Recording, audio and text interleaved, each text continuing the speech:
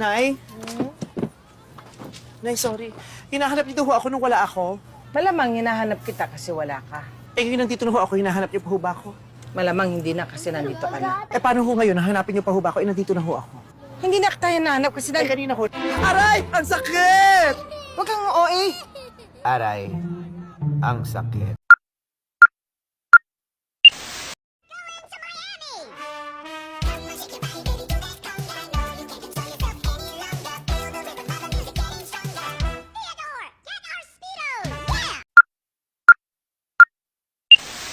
Safe and sound na raw ngayon ang mga anak ni Optimum star Claudine Barreto matapos umanong makidnap ang mga ito ng kanyang personal assistant.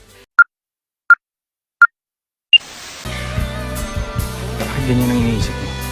Anong gusto mong isipin ko? Nagtitigan lang kayo? Kumain lang kayo? Nagkape? Nagkamustahan? Niyakap ka ba niya? Hinalikan mo?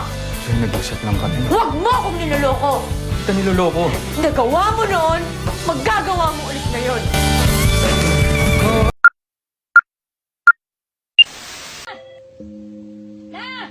Sa cellphone video na ito, makikita ang pagtawag ng dalawang babae sa isang matanda.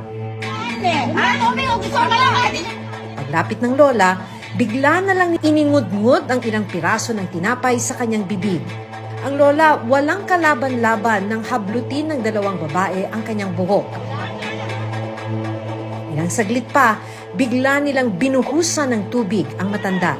Natigil lang ang pananakit ng dalawang babae nang may lumapit na bata para awatin sila.